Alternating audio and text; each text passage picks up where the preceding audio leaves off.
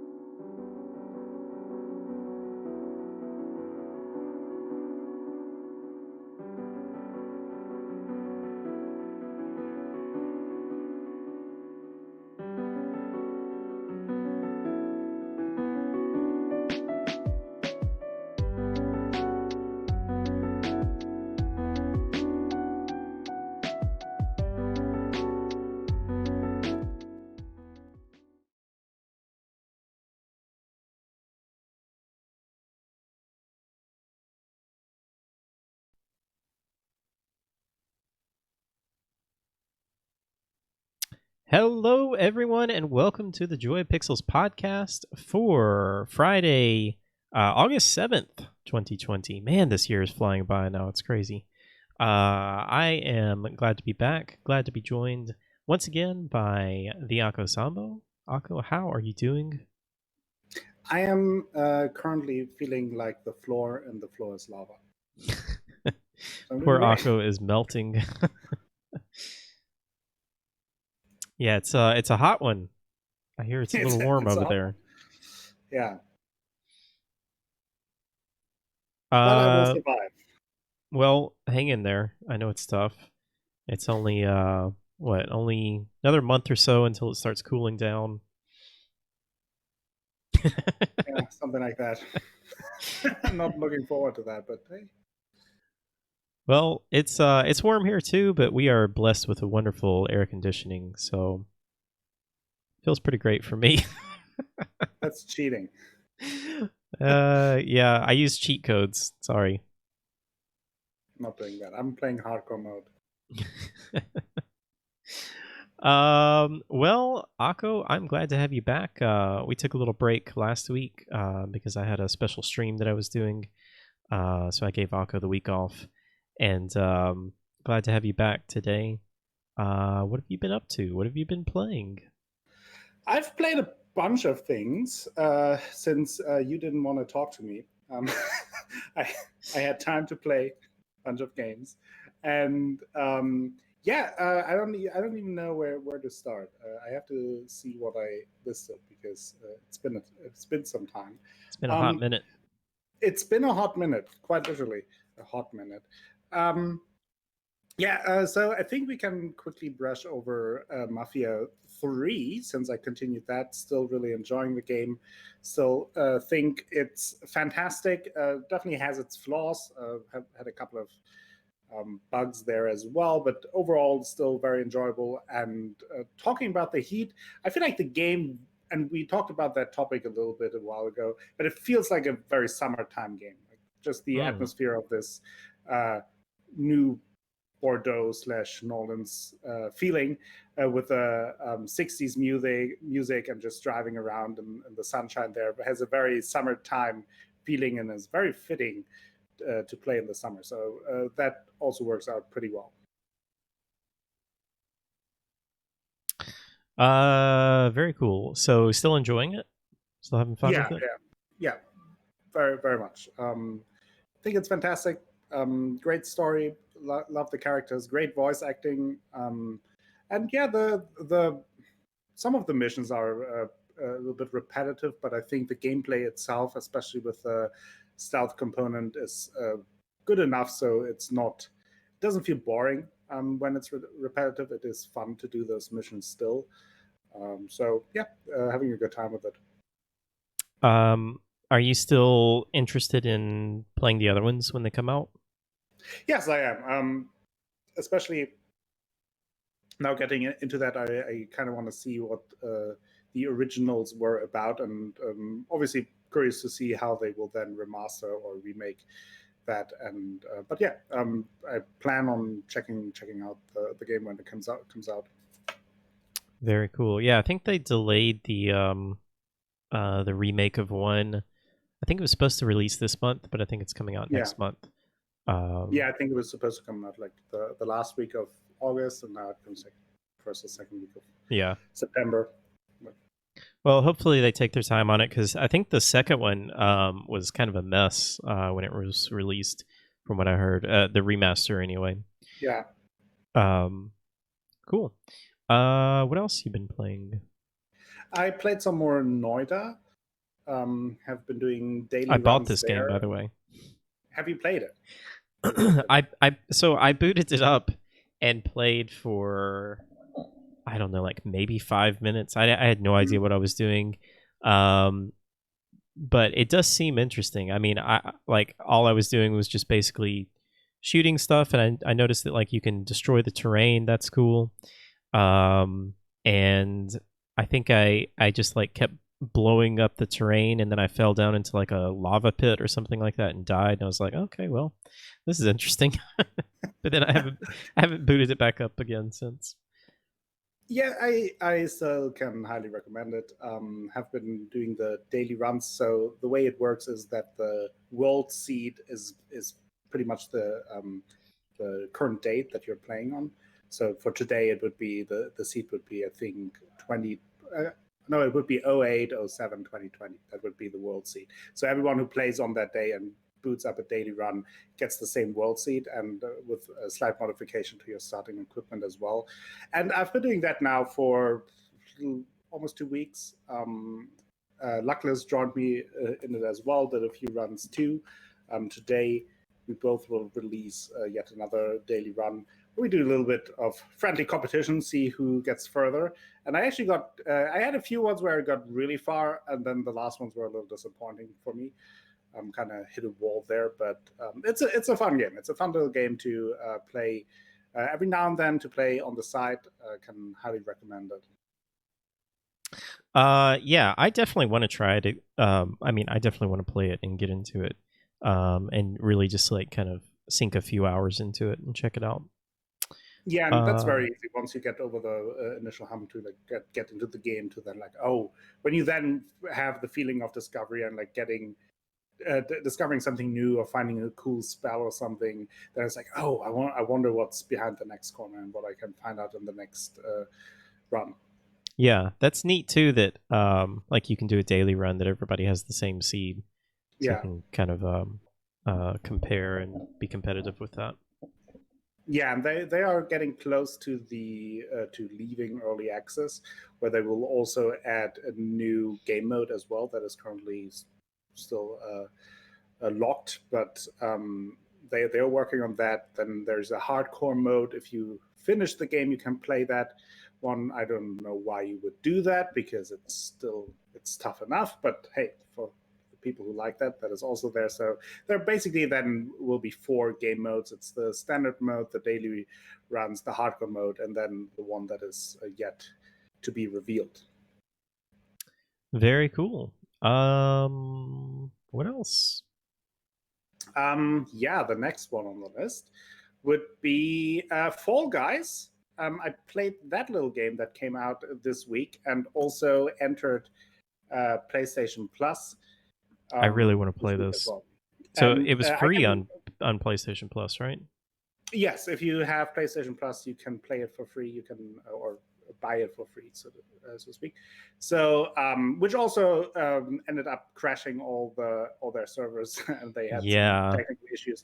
Which like then a lot of people were complaining about that, and it's like, oh, when it releases, this it should work. happens to every single game that is like this, Yeah, though. and it's a smaller studio. Like it happens to Yeah, the biggest names in the industry, and this is a small studio that everyone started playing. And like currently, there are not many game releases, so everyone is like just waiting for new releases anyway. And there you have a game that a lot of people can play for free. And yeah, maybe they underestimated that, but still, it's like I don't blame them. And they were working on it hard, and for most people the issues weren't too bad. And I've played it. I made a YouTube video on it, just kind of checking it out, but also played it a bunch just for myself. And and it's a really fun game. we should explain what exactly this is, right? So it's kind of like I guess it is a battle royale. It's like a 60-player battle royale, but it's kind of different than other battle royales, if I understand it right. I haven't looked much into it, but you all start out and you, instead of like trying to kill each other, you kind of compete with each other like in kind of little puzzle areas. Yes, so it's similar to shows like Wipeout or Takeshi's Castle. I think Takeshi's Castle is more known in Europe, and Wipeout is more of a US version. It's something like that, where you start with 60 players in the first round, and I think the first 42, I want to say, qualify for the second round, and you basically go through a course, and then in the next round, again, a certain amount will be eliminated, and a new course will there. And the courses are random, which one you get. And there are a bunch of different courses with a bunch of different goals. There are the races where you basically have to complete a course, go from point A to the finish line. Then there are survival courses where you have to survive certain elements until a timer ends. And then there are team courses as well, or team events as well, where you are split up in 2, 3, or 4 teams, and the losing team gets eliminated. So there are different aspects of that. And then in the end, it is obviously the goal is to be the winner, to get the crown that you earn and be the sole survivor, so to speak. It looks really fun. It looks really fun to play with like a group of people or just a group of friends. Yeah, and the way it works with friends is that I think you can join in a party up to 4 people. And when you are in a party, you are obviously competing in the same event. But also when there are team events, you are always in the same team. So you are then always grouped together. And it's just a lot of fun. It works very well. I barely had any lag or anything to notice. And it's kind of goofy fun. It looks goofy, but bright colors, and it just kind of brings out this kind of childlike parkour trial out of people, and it also has a very noticeable learning curve to those courses. So you notice when you played them a few times that you get better at them, that you figure out strategies for certain courses on how to get through them, and it's tough too. So it's just a lot of fun to check out, and I hope that and they talked about that, and now they have in their in-game store for costumes, there is a collaboration with there's like a Hotline Miami costume, and I hope that they will lean more into that. And because I can totally, one of the concerns that I have, that I'm not sure how gripping that will be long term of a game. Yeah. Or if it is something that is fun for like a couple of weeks, but then you kind of drop it. But I will say that based on the model, I can see them, if they add, for example, seasonal new courses. For example, then for Christmas, you have like a Christmas themed course and like decorations, and obviously then you have costumes and stuff, but also really lean into certain events, Thanksgiving or whatever it is, and have then specially themed new courses regularly bringing out. I think then that will be a lot of fun too, when you then regularly explore new games within the game. Yeah, for sure. Yeah, it's so interesting how these games work like this, because I feel like if this game was not free on PlayStation Plus, like nobody would really be talking about it. It would have just really slipped under the radar. It's too bad they don't have crossplay. I think they are working on it. But man, every game just needs to have crossplay now. Like that's, I really had hoped that next generation was just going to be like every game, is going to be crossplay, but it seems like they're working that way, but it doesn't seem like they're quite there yet. And it doesn't seem like when next gen hits that every game is going to be crossplay. But I sure hope we get to a point where just we don't have to worry about like, you're on a PS4, I'm on a PC, someone else is on an Xbox. There's just no reason for it, I feel like. Yeah, I agree. I hope that we move towards that. So Black Udon says Sony doesn't like it. Yeah, Sony is a big roadblock in that regard. But I hope that we get towards that. But in terms of Fall Guys, highly recommend to just at least check it out, especially if you have PS Plus anyway. Yeah. Might as well download it, check it out, play a few rounds. I think it's $20 on Steam, and is it on Xbox? I think it's on Xbox. Yeah, it's definitely on Steam and PlayStation though. Yeah, I definitely want to check it out. I think we're gonna try and get a few people together on Sunday and check it out then. Yeah, that's a good plan. I have to say, yesterday I got my first 3 victories, so nice. That is something to be proud of. Were you by yourself or were you playing with someone else? I was playing with someone else, but it doesn't really make that much of a difference. That's what I was going to ask. Do you feel like there's any strategy involved, like if you're playing with a group of people? I mean, I can see that maybe developing in the future more. It definitely helps in the team events if you can coordinate a little bit more, but not really. It is really more about having like fun in the same stages and kind of just hanging out. Gotcha. Let's see. So we talked about Mafia 3, Noita, and Fall Guys. I see you have Hellpoint on here. I played a little bit of that as well. You want to talk a little bit about that? Well, go ahead first. I'm not the only one. So I actually kickstarted this game. I think this game originally came out or was originally on Kickstarter in 2017, and I was just dying for anything that was like a Dark Souls like game at the time, which I mean I still am. Just I'm always looking for something that's a Dark Souls like. And was looking through some of the Kickstarter games. I went on like a real Kickstarter binge back in 2017. I think I kickstarted 4 or 5 different games, and they're slowly starting to come out. This game was originally supposed to come out in 2018. That was one of the reasons why I kickstarted. I was like, oh, it's only going to be like 9 months. I'm down. And then 3 years later, it finally comes out. But anyway, Hellpoint is a sci-fi Dark Souls like, I guess you could describe it as. I don't really understand the story very much. I wasn't really following too closely with the story. You start out like being born or something like that into this weird liquid stuff. Yeah. But I played up to the first boss. I beat the first main boss. Okay. That is exactly what. And my overall feelings are it's okay. Like it's fine. Like Yeah. I think it's not really doing anything really special. There are some really weird systems. I don't know if I was getting invaded or what, but did you have like a green guy that was coming and fighting you? I figured out what it is. It is when you die, it's basically your specter. Okay. Gets spawned there in the area. That's what I was wondering, because it looked kind of like my character. But then I was noticing that there were also some enemies that were coming, or maybe, I don't know. So on the top left of your screen, did you notice like the whatever that was? It's like some kind of a clock or a dial or something. I think maybe that has something to do with like the way enemies react to you. Unless I missed something, none of this was explained.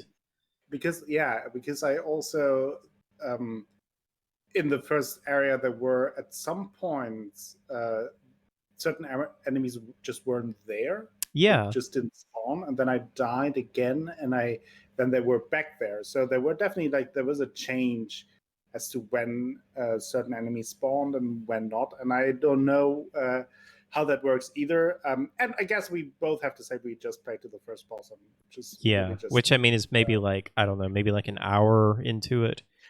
Yeah. I mean, I died a few times, so it's like an hour and a half. Getting used to the controls, so it's really just the beginning. So, but I mean, I don't know how you felt, but like the actual controls, the movement, everything about it felt pretty good. Like it felt pretty solid to me.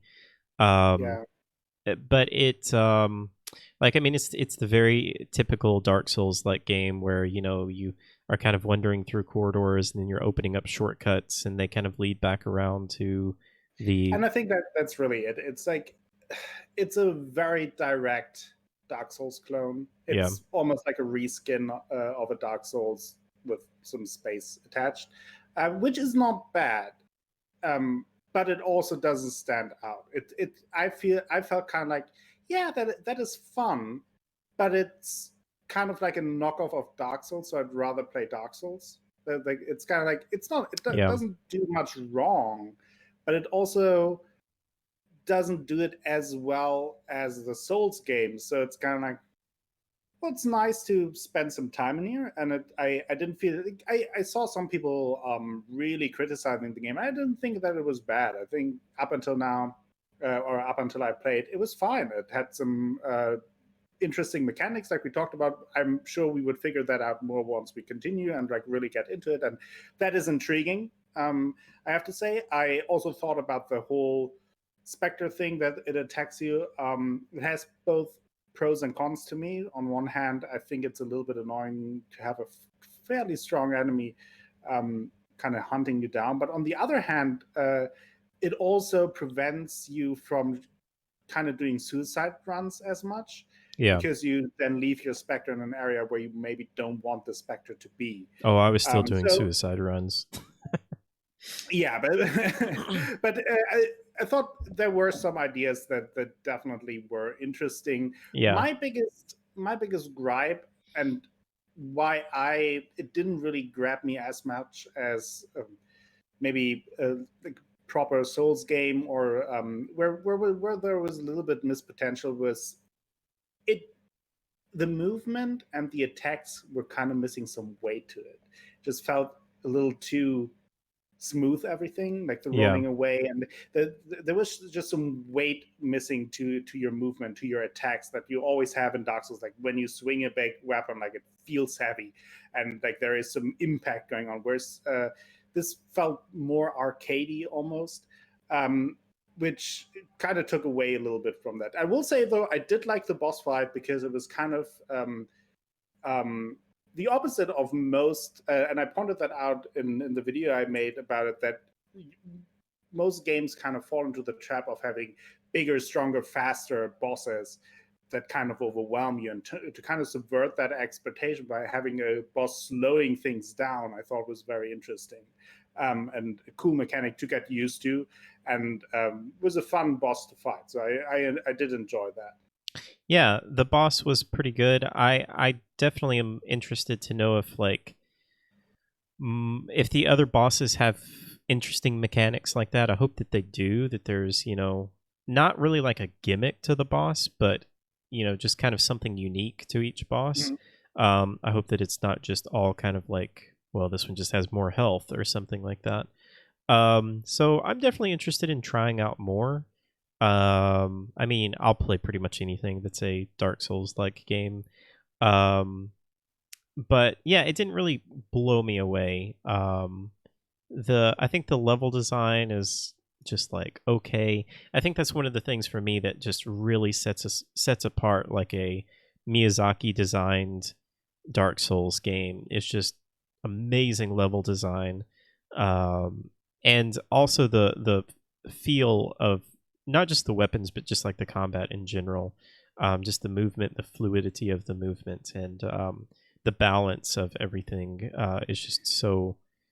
It's so perfect in a Dark Souls like game that it seems like it is such a simple thing to make, but it really is just a very complicated thing to get right. It's like you can't really put your finger on it what it's missing. Yeah. But you can tell that it's missing something. Yeah. And I totally agree that it's the same with the level design.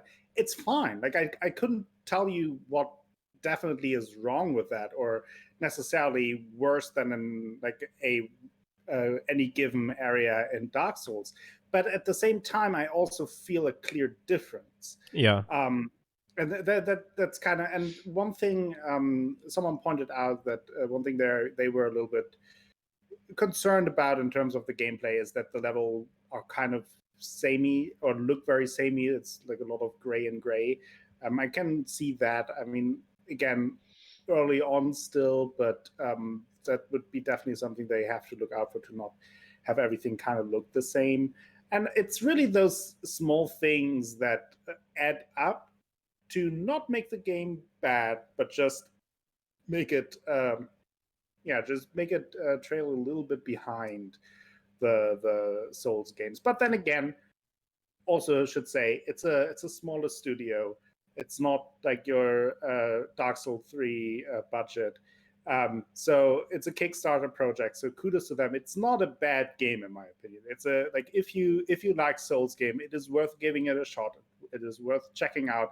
I think I personally won't continue the series on YouTube, but I can definitely see myself getting back to it and just like sitting down in an afternoon and just hanging out and like checking it out a little bit more, because it was fun and it was working and the controls were fine. They were precise, they were accurate. There were some issues in terms of like the feeling and like the non-tangible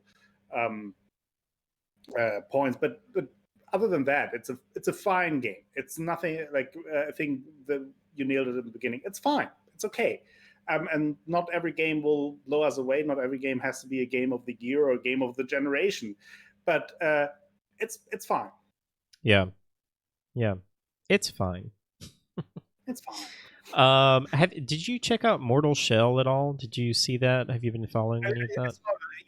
I haven't really following it, but I have seen a little bit more of that now. Yeah, that just got a release date, and I was really surprised at the release date, August 18th. A couple of weeks, yeah. So that's coming out really soon. I played a little bit of the beta, and I think I think it's a really interesting game and a really interesting concept, and I think it could be really good. My only fear is that I didn't have any issues, but it seemed like a bunch of people had a lot of performance issues and a lot of crashing issues. So I was not expecting that game to be coming out so soon, since the beta was just last month, and there were so many issues. But I don't know. Maybe it was an older build or something like that. Maybe they've I guess patched also it and fixed all the stuff. What the reason for those issues were, if it's a fairly easy fix, maybe they notice like, okay, we can fix that pretty easily. Yeah. We get that done, and then we can ship it. So I think that is one of the things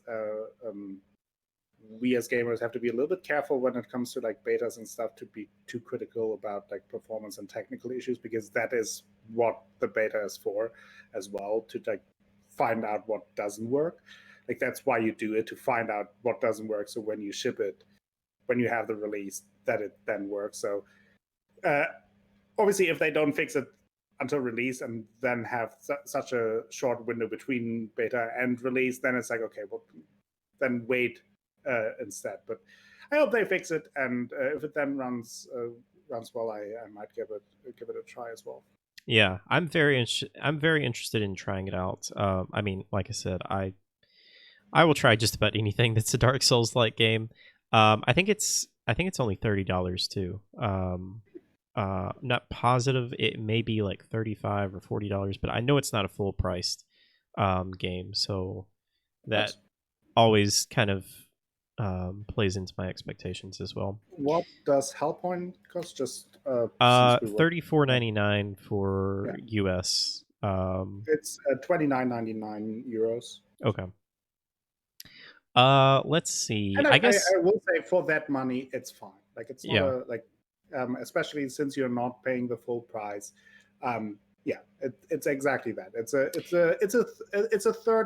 €30 Dark Souls. That's really what it is, and it's not more, but also not less. I guess the thing is, like, if you're shopping around, like you really want to play a Dark Souls like game, I'm not sure if I would really recommend Hellpoint over like maybe the Surge or something like that. Yeah. I personally think the Surge 1, again, I don't know. I haven't played enough of Hellpoint to really make up my mind yet. But I think the Surge 1 you can probably get for like maybe $20 or something like that, maybe even cheaper, especially if you get it on a sale or something like that. I think the Surge 1 is fantastic. What else is there? There's Neo. A lot of people really like Neo. That is kind of a little bit different. Some people really like it. Some people are just kind of on it. It's more of like Diablo / Dark Souls. There's a lot more loot and that kind of stuff. But the game is pretty good, and it's crazy long. It's like an 80-hour game, so it's a really good value. So yeah, I guess it just kind of depends on if you like really want kind of a space sci-fi Dark Souls, then maybe check this out. If you're just kind of torn on it and like you can only buy one thing, then maybe look at the Surge or something else. Yeah.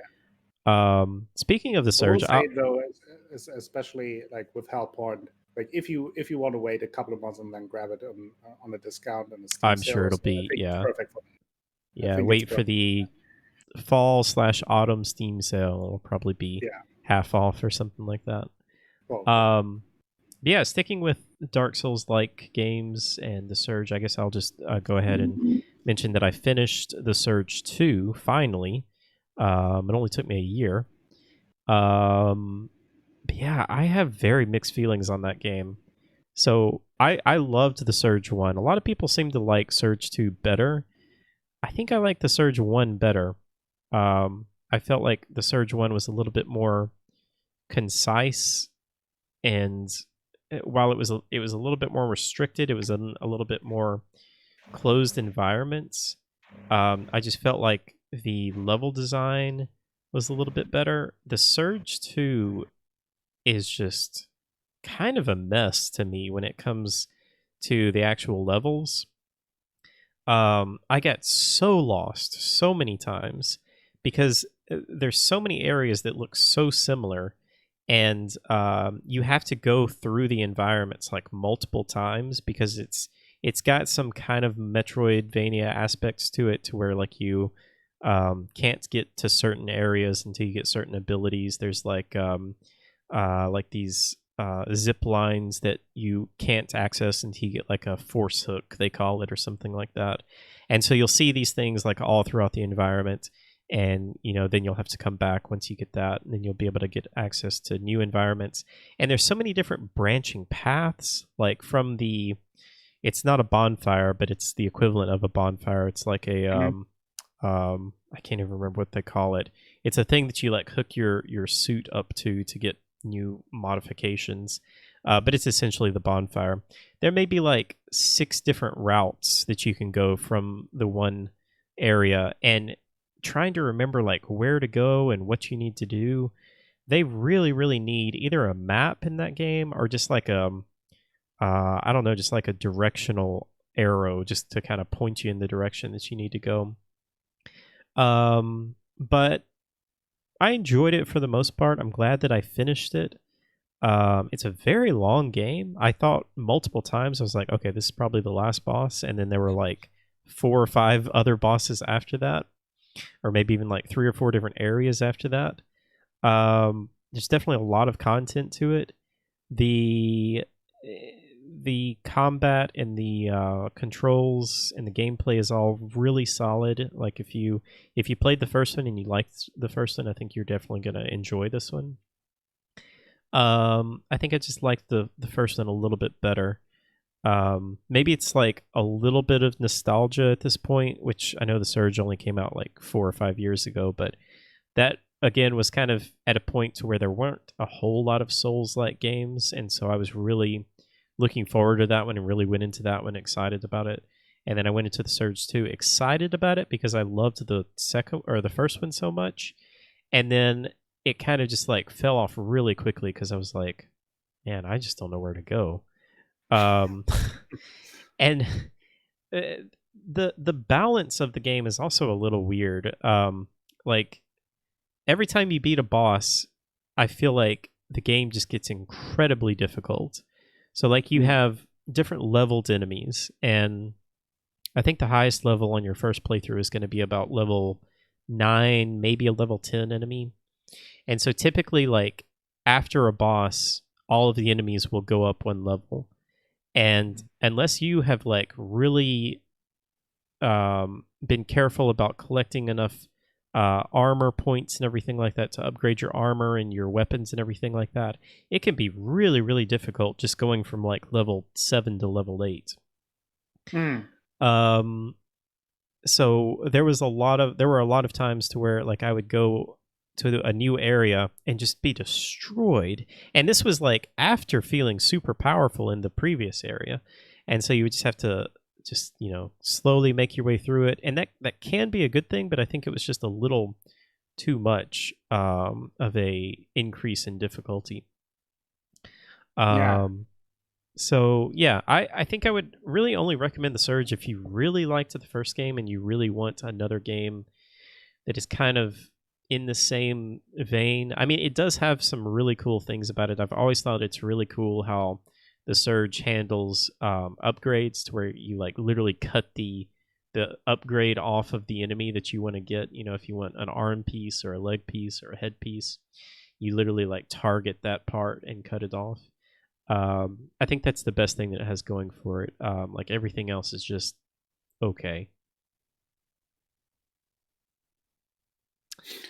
Yeah, I can see that. I always have the issue with Souls-like games that I personally feel the Souls games have so much replayability that I've oftentimes feel like, yeah, that is fine, but it's not as good as I would just do another run of Dark Souls. Yeah. I mean, to me, like it gets to a point to where like I played Dark Souls so many times that it's like, do I just want to start speed running, like learning how to speed run this? And I'm like not really good enough to really get good at speed running. So to me, the best part of a Souls game is like going into it fresh, not knowing what's around the corner. And when I know what is around the corner in a Souls game, like if I know that there's, you know, a bonfire after this one boss, or a bonfire in this certain area, or a certain enemy, or an item that I'm coming up to, then it loses a lot of its appeal.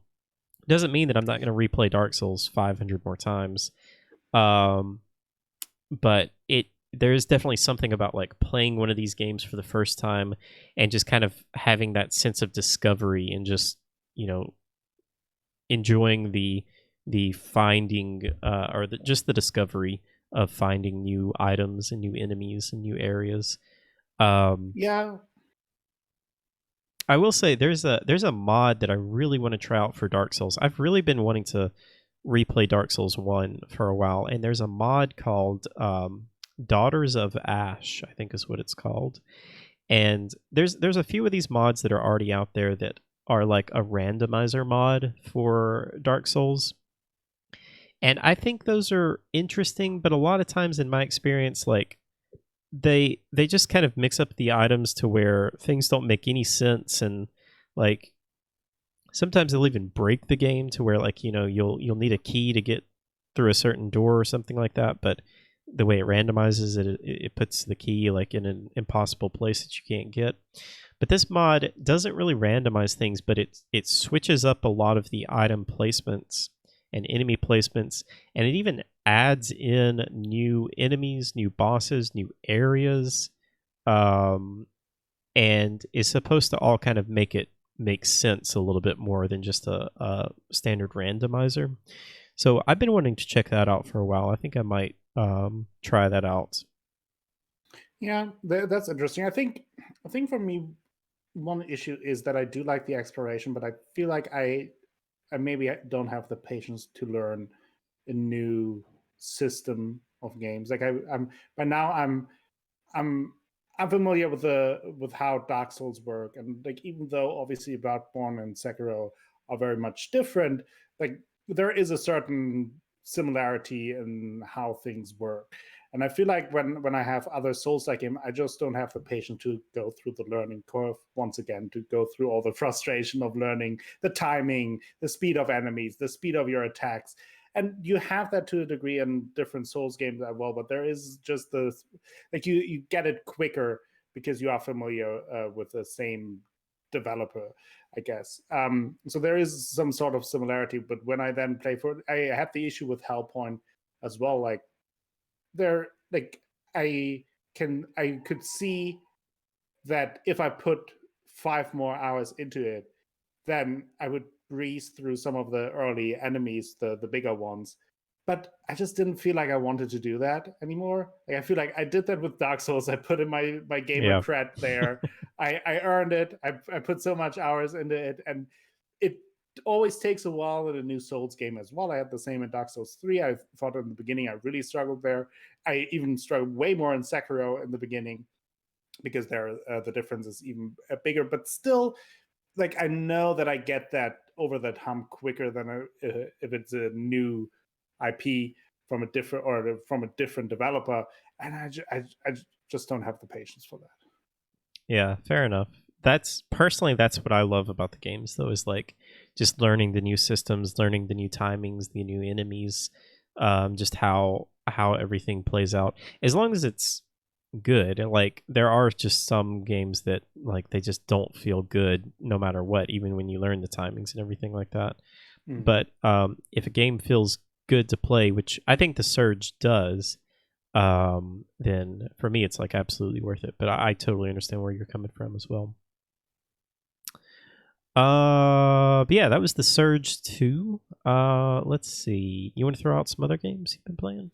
Yeah, I also am playing Other Side with a C in there. I'm very interested in hearing about this. This looks really interesting. I really like the art style. the art style is fantastic. The whole atmosphere is great. It has kind of like a Paramore-esque music to it as well. It fits very well with the art style, and it is fun. I'm not sure how deep the mechanics will be. Still fairly early, I would say. But the general principle is that it's kind of a mix between XCOM and Darkest Dungeon. And the way that the actual gameplay is certainly more XCOM in the sense that it's turn-based, that you have a map, you have certain action points that you use and certain abilities that cost action points, and that's how you beat the enemies. But then in between those missions, it works a little bit more like Darkest Dungeon, that you have a roster of daughters, as they are called there, that you have to manage, and you have less of a connection to those characters, kind of like in Darkest Dungeon, because they will die, and you may even have to sacrifice them, because there are some interesting mechanics to that. So it combines that a little bit more. I think it's also the darker theme that puts it more in a Darkest Dungeon direction. But it's very interesting. It's the main story is intriguing. It seems very dark and somewhat disturbing, but it's intriguing and interesting. It has some nice gameplay elements to it that I'm still getting used to, but it kind of depends on how much they expand on them, on how deep they go. But there's at least the potential there for it to go very deep and very interesting. And yeah, I'm having a good time with it. I think it's one of those games that if you like turn-based tactics games, like Darkest Dungeon, like XCOM, it's definitely worth checking out, especially with the interesting art style. And it runs well, it works well, and has some cool ideas to it as well. Yeah, it looks super cool. I really, really dig the art style and the look of this. And I am a massive XCOM fan. I love Darkest Dungeon as well, even though I never finished it. But yeah, it looks really cool. Is it only on PC? Are you playing on PC? I'm playing on PC. I'm not sure if it's only on PC though.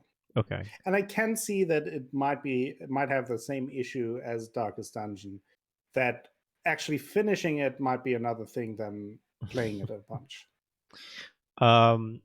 Is there like a base that you go back to? Like, is there any base management or anything like that? No, there's not a base management. You have kind of like a menu in between things where you have to where you can level up your daughters and equip certain upgrades, and they also earn traits over the course of time. And it has a very interesting mechanic that I don't think that is a spoiler because it's like very early explained, that you start a recollection, it's called, and you earn they're called shards, but you can't use those shards in that recollection. You can only use them in the next recollection. And the game is kind of based on that you have to play multiple recollection to get further. So you will get to points where you will either be defeated or have to make the choice even beforehand to start a new recollection, where you then take over the shards, and with those shards you can then buy certain bonuses for that run. For example, that your daughters have 10% more health from the get-go.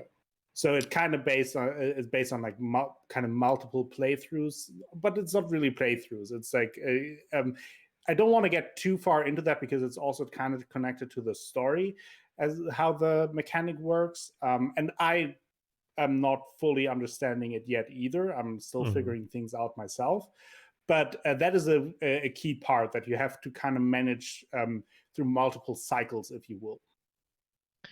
It looks like it's $34.99 on Steam right now. Not in early access either, right? It's no, I fully think it's, released. It's a full release, yeah. Is there any character creation in it? Like, can you customize your characters or rename them or anything? No, you can rename them when you get a new character. You can rename them. Okay. And for those who may want to watch my playthrough, if you guys want to be in the playthrough, can let me know there in the comments, and I will add you to my daughters, and you may survive or You not. can become Akka's daughter. Yes. I'm sure nothing wrong will happen. No, nothing at all. Yeah, it looks super cool. I Yeah. really want to check it out. What else? And then the last game that I checked out at the time is a game called Undermine. I just checked that out today. It came out yesterday, and I made a video for YouTube on that as well. And it is a roguelike action adventure with some RPG elements to it. And it has a cool look to it. And not only that, it plays very well. So you're basically in a mine. You explore like kind of like a dungeon crawler where you go from room to room. Has some Zelda feelings to it as well. And you explore that typical roguelike stuff. As you go on, you collect certain stuff. You can upgrade yourself. And then there are also some cool bosses in there. I already fought in the first 40 minutes or so. There was one mini boss and then one proper boss. And yeah, it has some really good gameplay. If you like roguelike games, I think that is really something to look out for.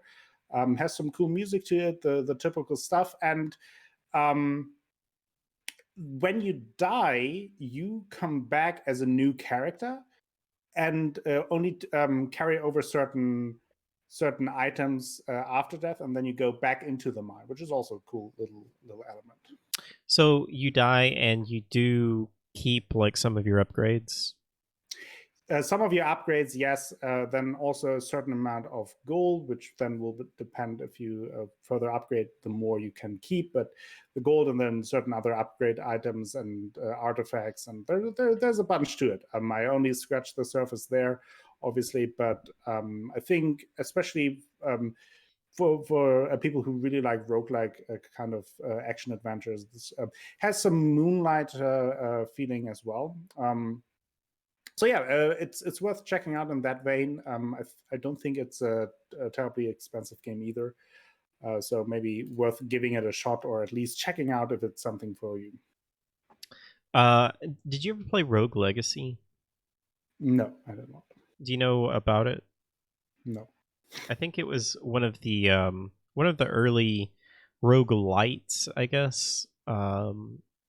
And I know it's getting a sequel that's coming out very soon. I think it's coming out in early access, but I know a lot of people really, really liked Rogue Legacy, and Rogue Legacy is supposed to be coming out, I think, next month or maybe even this month. So if you like those kind of games, I've heard the first one is really good and might be worth checking out the second one. Yeah, that's interesting. All right. Let's see. Anything else you've been playing that you want to throw out? That's it for me. All right. Let's see. I talked about the Surge 2. So I guess the main game that I played and finished was Dead Rising. So I did a special stream for this and played through all of Dead Rising 1. And man, I have to say, I loved this game. I didn't know anything about this game. I had always just kind of assumed it was just kind of a silly, just kind of fun, over the top, like zombie killer, which it is. But it has some really unique mechanics to it, and just kind of a really unique gameplay system to it. So the main gist of this game, if you don't know about it, is that you are a photojournalist that goes into a town that is being overrun with zombies, and you go into a mall and are basically locked in the mall. You have 3 days until your helicopter ride is coming back to get you, and you have to survive. But the really cool thing about this is it is not real time, but it is all on a timer. So, it starts out day one, and then events happen at certain times. So story events happen at certain times, but then there's also like little side missions and things like that where you might have a person that needs to be rescued, and you only have a 2-hour window that you can actually rescue them. There's so many events that happen that like it's almost impossible to do in one playthrough. So you kind of have to pick and choose which events you want to tackle. But it is just a really, really fun game. I didn't think that I was going to enjoy it nearly as much as I did. But I literally played through the entire game on stream and had a blast with every bit of it. The only part I struggled with was at the very end, or actually after the end. There's kind of an epilogue, and there seems to be kind of a 60 FPS bug that causes some issues. I don't want to get into too much because of spoiler reasons, but it causes some issues, some animation issues that just caused me not able to really be able to complete it. But I went back later and switched it to 30 FPS and went right through it without any trouble. But yeah, it's just a really fun, just jolly game that I didn't expect much from, but I had so much fun with it.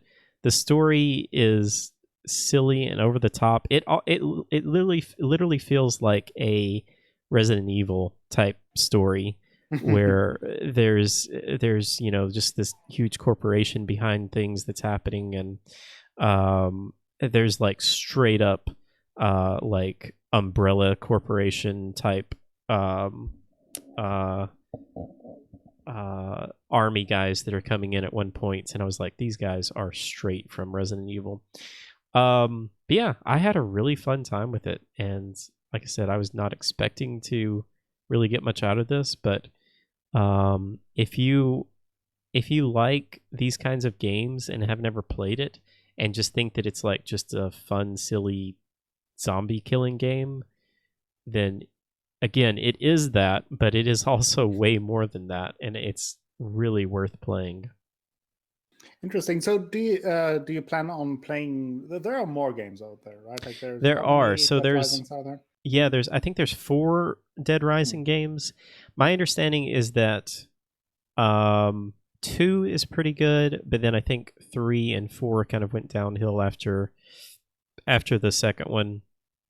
I think the main thing that appealed to a lot of people in the first one was the timer mechanic, and I don't know if the other ones have that mechanic.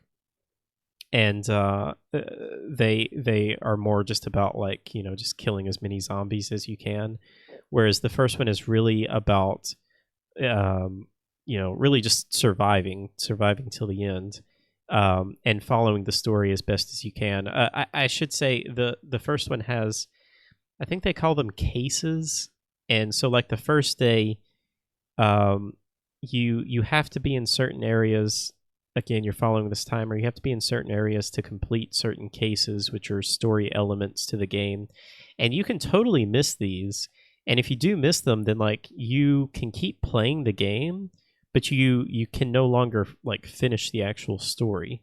So it's interesting that like you have to really keep up with these things, and they don't make it too hard. Like they're pretty clear that like, hey, you need to be at this spot at 11 p.m.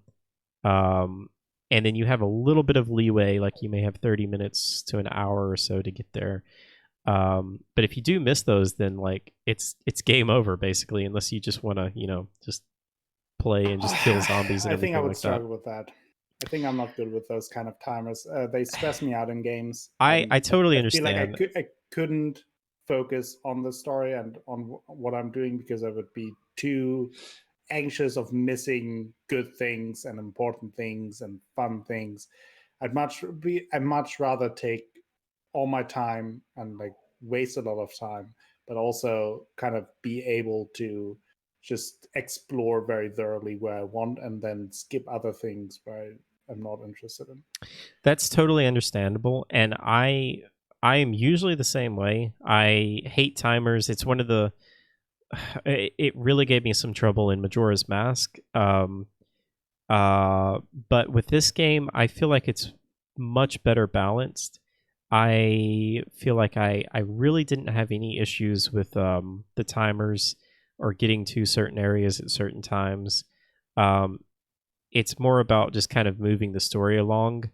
And again, like, yes, you can miss stuff, but it's also a really good incentive to replay the game, which I'm usually not big on like New Game Plus or anything like that. But all of your. So I didn't mention this either, but you do have like skills in the game.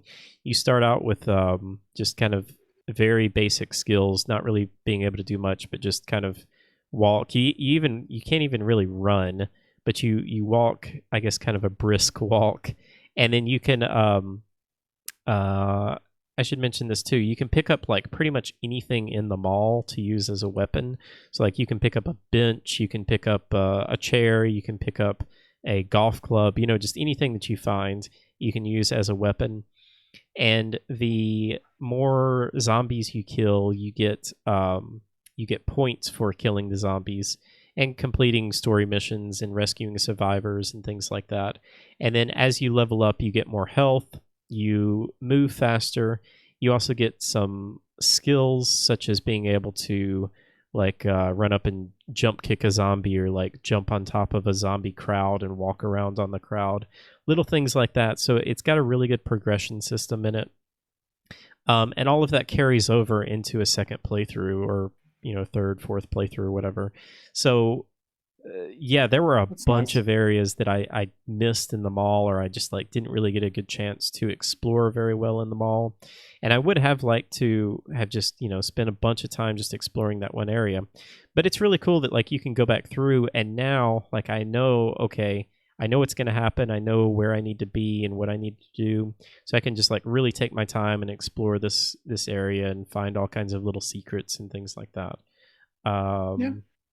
But yeah, I do like that. I usually am not a fan of games where you're kind of locked out of a bunch of content just because of time restrictions or something, where you just can't really explore the game fully, and it relies on you to play it again when you have to start over again. But I do like that you then at least can carry over your skills, which then make things easier, obviously, I would assume, and like also just lets you then focus on other things and gives you still some kind of progression even throughout multiple playthroughs. Yeah, absolutely. And again, like I say, I am typically on the exact same page as you, that I hate timers and I always feel like I'm rushed. But this one, I just feel like it was really well balanced, and didn't ever really feel like I was under super big time constraints or anything like that. The saving is a little weird. There's no auto saves in this, but you can save whenever you want, and there's quite a few areas that you can save. So like you can always save before a big event or something like that, and if you spend too much time, or if you just mess something up, like it's really easy to go back and reset. But yeah, I had a really good time. I already am excited to play the second one. I've heard the third and the fourth one are not that great, but from what I've heard, the second one is a lot of fun. And so I'm really excited to play that one. But yeah, I had a great time with it. Nice, yeah. That's I also played a little bit of Grounded. This is the Obsidian game, which is a very odd game that you would not think of Obsidian as making a survival game, but they are making a survival game that the best way to describe this is it's Honey, I Shrunk the Kids. You play in a little backyard, and you're a little tiny miniature. I think you're like a teenager. You can choose your character at the beginning. There's like 4 different characters. It's in early access. It's free if you have Game Pass. It's on Game Pass. It's on PC and Xbox. And I wanted to check it out because I'm typically not into survival games. But there was some kind of comparisons that were being thrown around that it was kind of similar to like Subnautica, just in that it does have a little bit more interesting story. My problem with survival games is always just like so many of them, they just throw you into kind of an open world survival type environment and just, be like, okay, now survive. And like that's fun for the first few days, but then, I need some kind of story to like keep me going. So this one does seem to have a little bit more of a story. The only thing is this is like very early access. I was not really expecting it to end as quite as abruptly as it does. There was like maybe an hour's worth of content here. And then it just popped up and it was like, okay, that's all of the story content. But it was like, you can keep playing and like, build your lean-tos and your buildings and your survival type buildings. And I mean, that's fine, but it's just not really for me. Definitely what I'm in for is more of the story type stuff. So I definitely want to check out more when they release more content, or I'll probably just end up waiting for like the 1.0 release to go back and replay it, because the story does seem kind of cool. And the mechanics seem really solid, and just it's a really cool world to explore, being a miniature person. And there's lots of threats in a world like this. There's like giant creatures, which is actually just an ant, and there's spiders and Aunt Margaret bugs, and yeah, exactly. And the way you collect water is by like shaking a blade of grass and getting the dew off of the water, and then sucking up the water and that kind of stuff. So it has some really cool things going for it, I think. Have they mentioned anything as to like how far we are away from a 1.0 version? I don't know if they had. I thought that this was a lot farther than it seems to be. That was my impression too, but now that I hear that it's basically an hour worth of story content, and then it's like, oh well, we've figured things out. It may be that it is farther along than they are kind of letting on, that like they have. I mean, all of the systems seem to be in place. They may have just like gated the actual single player progression very early on, because they didn't want people to play too much of the story. But I don't know, like from what I played, again, the gameplay was fine and all of the systems seemed to be in place. It's just like there was very little story content to it. So hopefully it's not too far away, but I don't know. If I had to guess, I would say like maybe 6 months away or so. Yeah. Well, sounds interesting. I may check it out when it then goes into like. Yeah, I mean, again, it's one of those things that it's, if you have Game Pass, it's free. It's included with it, so it's like, why not check it out? No, for sure, yeah. Speaking of Game Pass, I tried out Phantasy Star Online 2. Have you tried, or have you seen this game? Heard of it? No, I've seen some people talk about it. That's about it. So apparently this is a game that's been out for a long time. I mean, a really long time in Japan, like I think 2010 or 11 or something like that. And it is an MMO, but it's got a really fun combat system to it. It's not like your typical MMO where you have, I guess they call it tab targeting. I never really understand the gameplay in a lot of MMOs because I don't really play a lot. But that has never really appealed to me. The kind of gameplay where you like lock onto a target and it's basically just like a DPS game where you just like have to grind to build up your DPS to where you can do more damage. This one has more of like an active style combat to where you don't actually lock onto a target, but you actually use skills and things like that to fight the targets or fight the enemies. I don't know a whole lot about the story. It seems very Japanese anime, but I just played maybe an hour of it. There's like a tutorial at the beginning that is like very, very old school. I mean, it's like, this is how you walk. You use your W, S, A, and D keys. You jump with the space key. It was like a very, very old school tutorial. But the little tiny bit that I played, which again was only like maybe 45 minutes to an hour, was fun, and it seems like a big open world to explore that is pretty good looking. I mean, again, this is like a 10-year-old game, and while I think they have remastered it a little bit, it it holds up okay, but you can definitely tell that it's a little rough around the edges. They also announced a big expansion for this a couple of weeks ago at the Xbox, not State of Play, that's Sony's, but whatever they call it. They announced the big expansion that's coming out early next year that I think is supposed to kind of revamp a bunch of the systems, a bunch of the early game stuff. But yeah, I don't know. I want to check out more.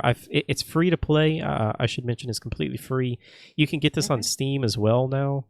And from what I've heard, like you can pretty much go through the entire game solo. You don't really have to play with anyone. And all of the microtransaction stuff is just like pretty much cosmetic stuff. There's no pay to win type stuff in there. So it seems pretty cool. It's got a really detailed character creator if you like that kind of stuff. Yeah, that's what I heard about. Yeah. So yeah, I kind of want to check some more out. What I played was pretty fun. Nice. I think that was about it. We talked about Hellpoint and we talked about The Surge 2.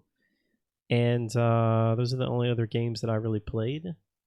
So I think we should probably go ahead. Let's see, what time is it? You want to take a quick break? Yeah, let's take a quick break. All right. We will take a quick break, about 5 minutes or so. Come back, and then we will mention game releases. Got a little bit of news, and then we'll wrap it up with the games of the generation discussion. So don't go anywhere. We'll be back in just a few minutes, guys.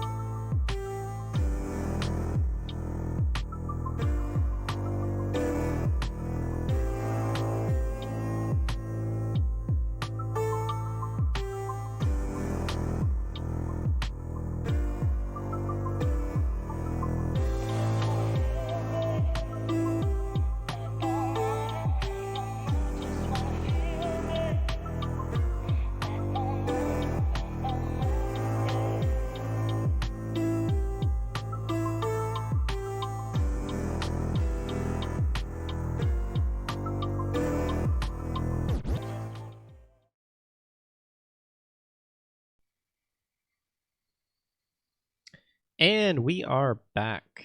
Welcome back, Akko. All Welcome right. back. We got some games that are coming out this week. Let's run through those really No quick. way. There's a few. First up, I don't know why in the world this is a thing, but Fast and the Furious Crossroads released today to overwhelmingly negative reviews. Shocker. This is such a weird game.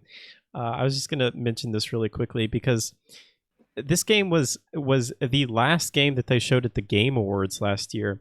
It was like their one last thing. They were making such a big deal out of this, and they showed it off, and everyone was like, "Wow, this looks bad." And sure enough, it's not great. Yeah, it looks really rough. It looks like one of those kind of movie tie-in games that came out 10 years ago. Yeah, we that isn't really a thing anymore, right? Like it was more during the 2000s where like every movie had a tie-in game, and it was like really like the bare minimum of what was the standard back then, and just always just shitty gameplay, and the graphics were like okay-ish, and it was just very clear a cash grab based on the name. But then it kind of stopped. I feel like around like the 2010 or something. Yeah, there were really a few after that. There was the best one by far I think was Mad Max.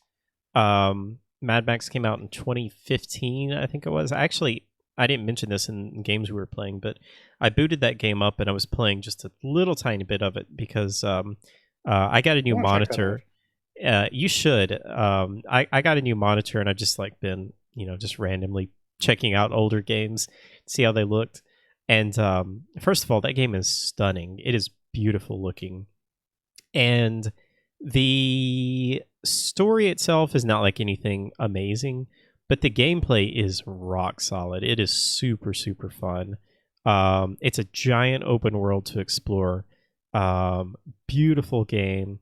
The gameplay is just really, really fun. Car combat is done maybe like the best car combat I've ever played in a game. And then there's kind of the main gameplay loop is like you are building up your car by unlocking outpost. It's kind of an Ubisoft-ish kind of open world game. Kind of feels like an Ubisoft type game, but it's just done really well. You go into camps and outposts and kind of unlock them by killing the enemies, and then kind of usually like there's a boss that you'll fight at the end, which the combat is nothing special. It's like, I don't know, everything about this game, nothing is really that amazing, but it's all just really fun and just done really well. Yeah, and I do own the game. I think I picked it up at some point when it was free on PS Plus. Never played it, but I heard always good things about it. And I think one thing that I'd heard, I think it came out on the same day as Metal Gear 5. It did, yeah. And that which is why nobody paid attention to it. And then only like a couple months later, people were like, "Oh, this Mad Max game it's a shame, yeah, because it's really good. It's just a movie tie-in, and on the same day you have Metal Gear, so everyone played Metal Gear. But then after the fact, people were like, "No, that is actually like a very solid and above solid game." Yeah, it's really, really a cool game. Very underrated. I might check it out. We also have Horizon Zero Dawn. Is coming out on PC today.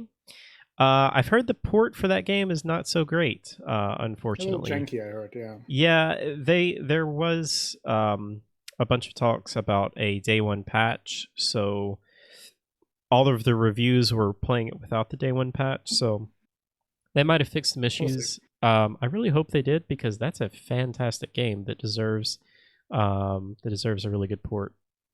So I hope if it's not fixed right away, then they will keep working on it and not just let it go. I have to think that they will, fix that. Yeah, I think so, right? Like if you go all the way to the effort to make a port, obviously a lot of people are interested in the game. Everyone knows that it's a good game. Then better do it right. Yeah, absolutely.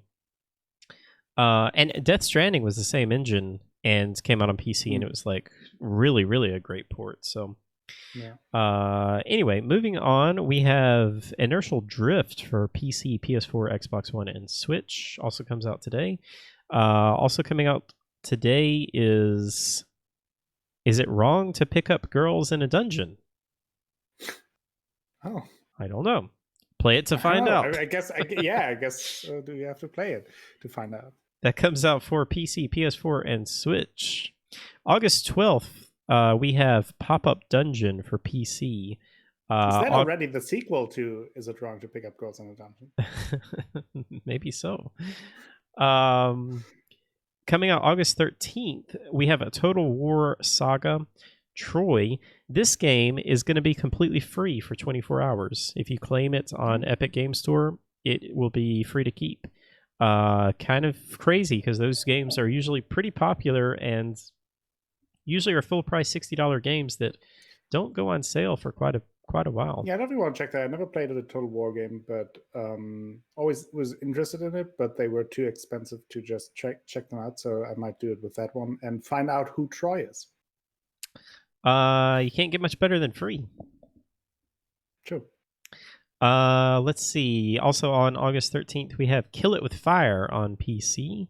August 14th, we have Eastern Exorcist coming out on PC.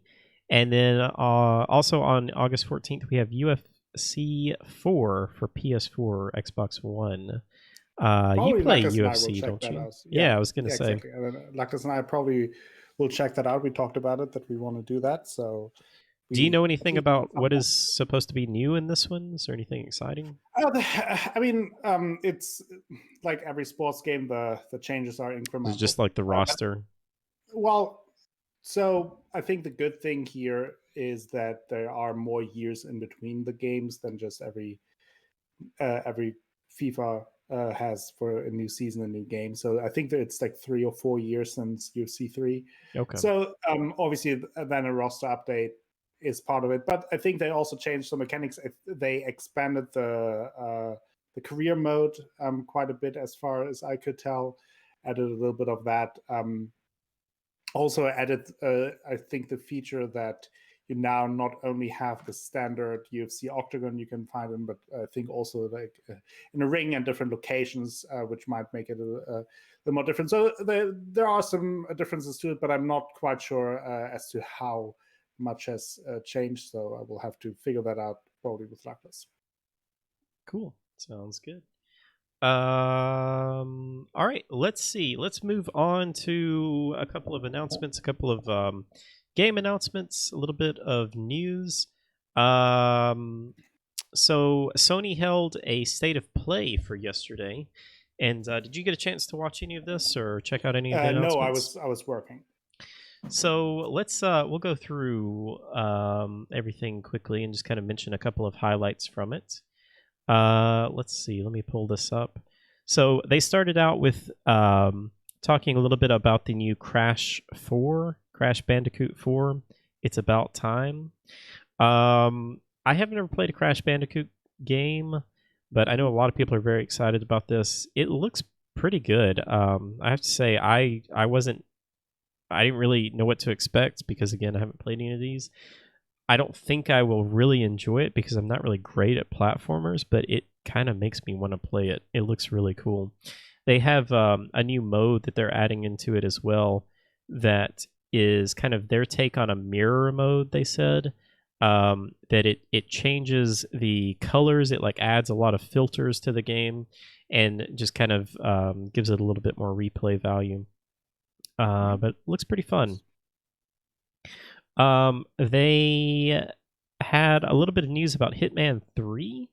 So they started out with a trailer for Hitman 3 that looked pretty standard.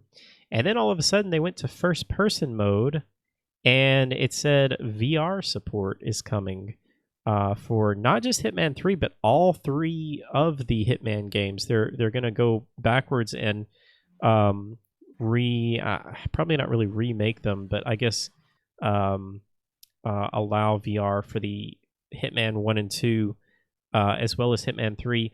Unfortunately, I think this is only for PSVR. I tried to do a little research on this because I was really curious if this would be available for Steam VR. but no mention of it. So I'm really torn about this because I am a huge Hitman fan, and I've played 1 and 2, and I've put probably 100 hours in each one of those games. But I play them on PC, and the way these games work is like when you finished Hitman 1, like all of your unlocks and everything would move over to Hitman 2.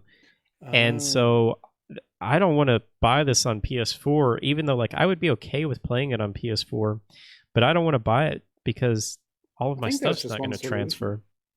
You just What's have the to play solution? 1 and 2 on the PS4 beforehand. I just need to what? Just play through 1 and 2 on PS4.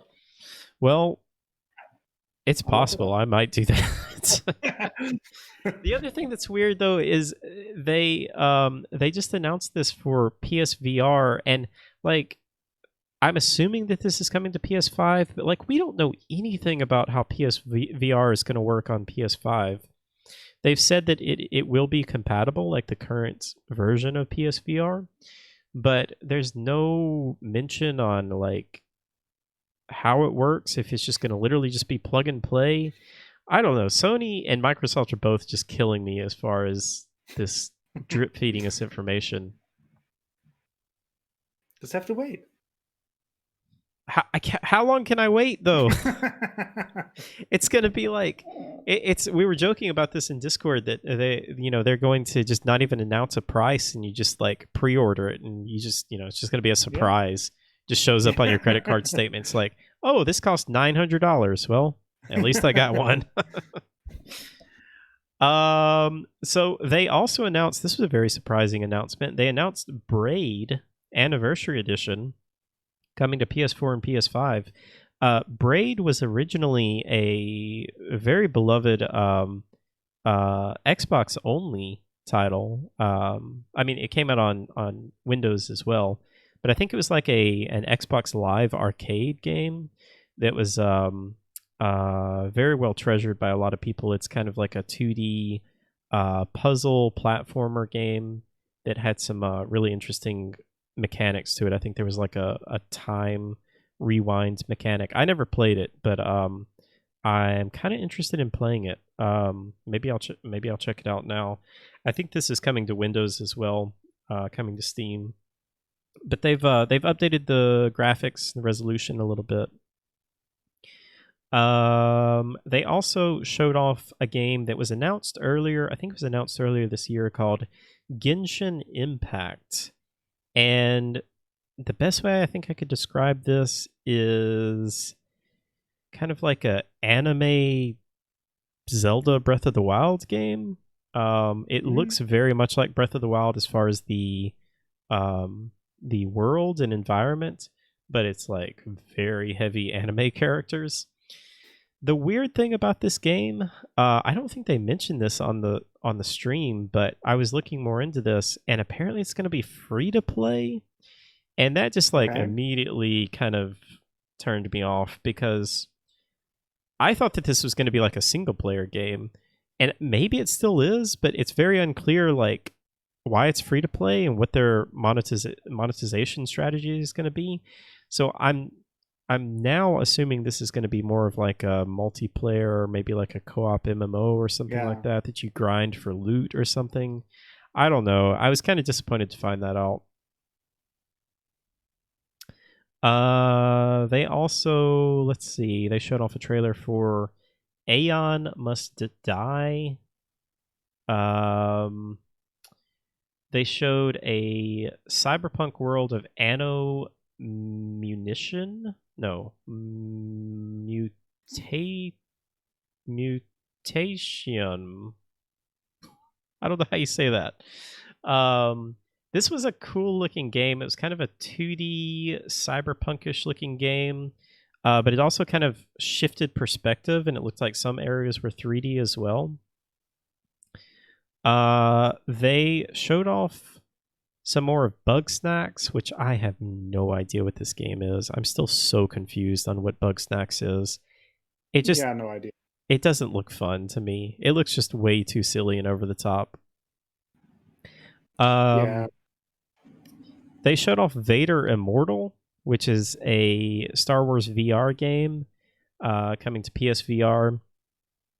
I think this game was actually already out on Oculus, and I've heard people say it's pretty fun. Like, if you're looking for a fun VR game, it's pretty short. I think it's like 2 to 3 hours. But if you're a big Star Wars fan, it looks pretty fun. It's a very niche audience, though. They showed off Control's second expansion, which I am very excited about this.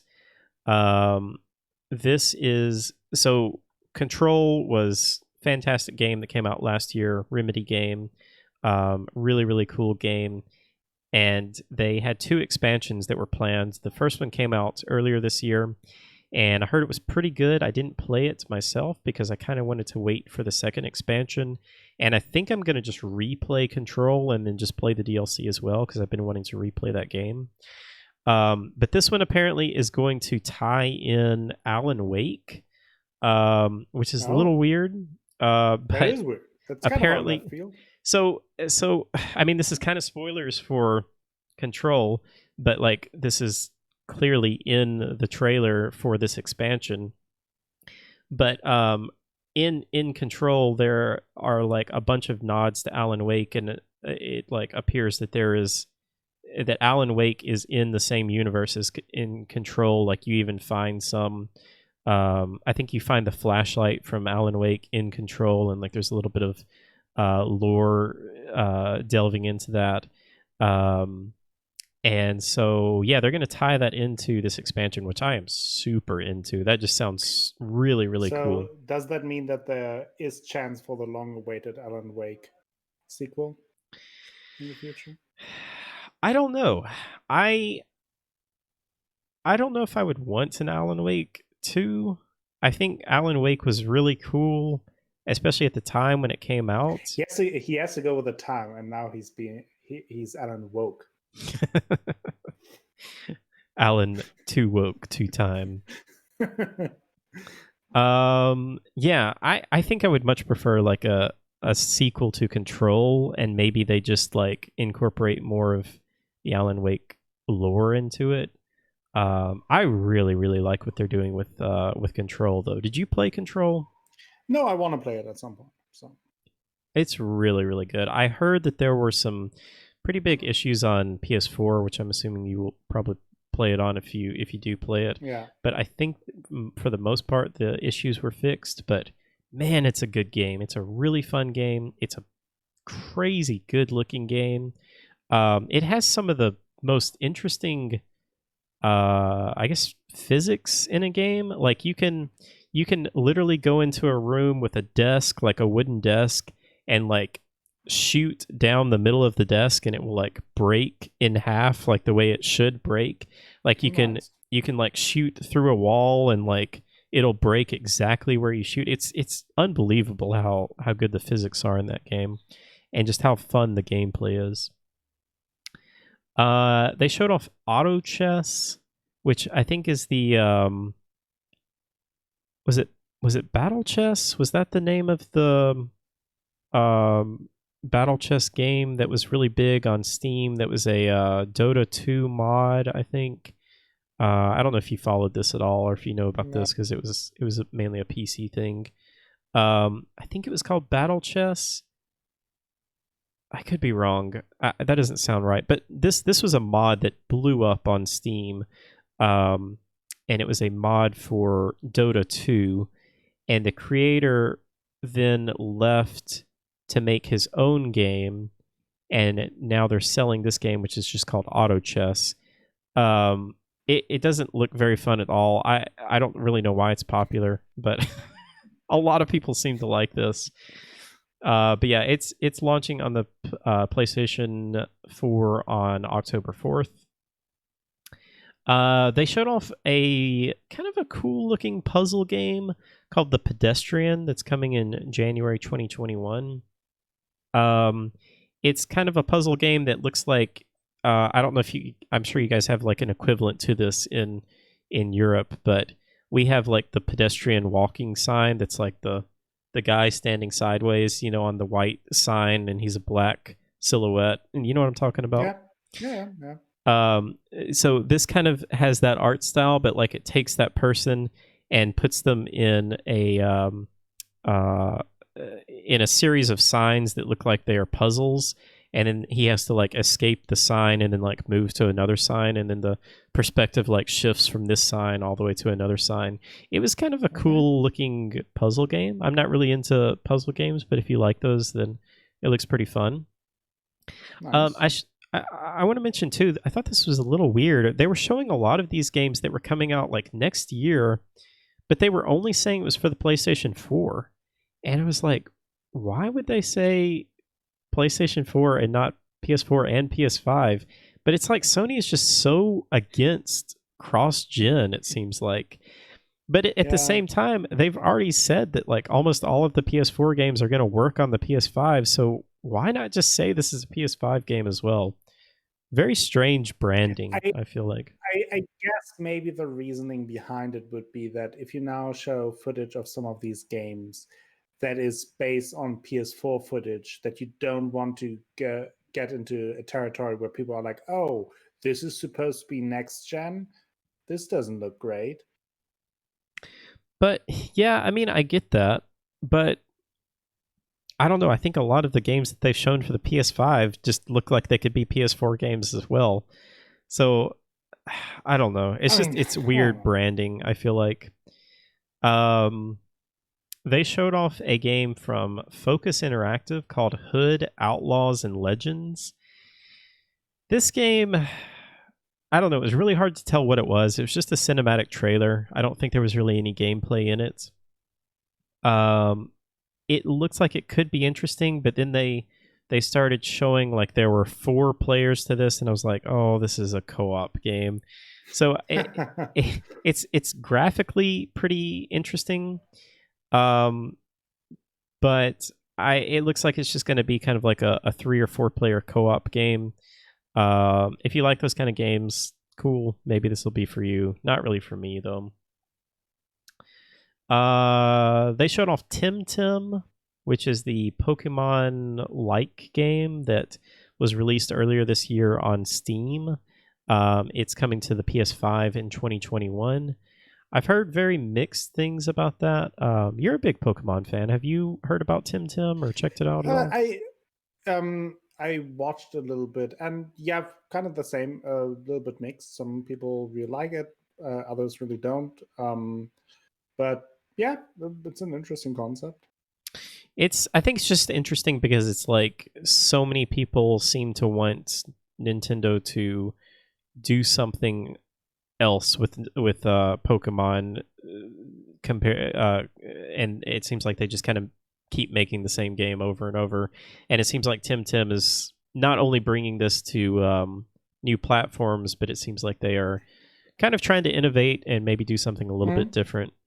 So I think that's pretty cool. I mean, if nothing else, like if you like Pokemon, it's just kind of cool that you can get this on other platforms other than Nintendo.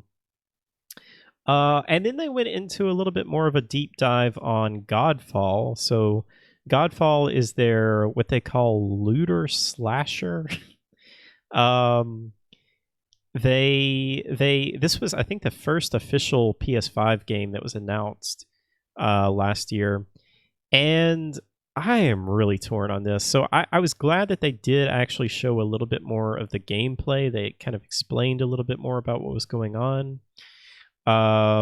I feel like this could just really go either way. Like it's going to be a games as a service type game. So they did say, like, there's no microtransactions. They actually made kind of a big deal about quite a few games, which is insane that we have to, like, that's a headline now, is that, our game does not have microtransactions. It's good though. It's a move in the right direction. I guess. I agree. So they said that this game will not have any microtransactions. All of the content is there when you buy it.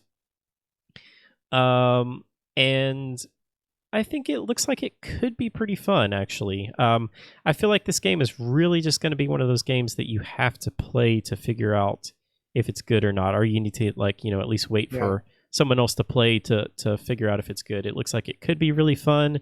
It also looks like it could just feel kind of like a mess, kind of like Yeah. Dark Souls, like we were talking about. Like some of these games, it's such a minor thing, like in how they feel versus how Dark Souls feels.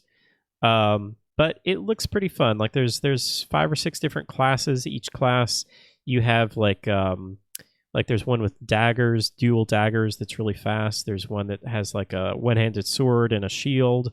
There's one that has like a big two-handed battle hammer. There's one that has like a big two-handed sword. Looks like they all play a little bit differently. They all have unique abilities, big super attacks and things like that. So I don't know.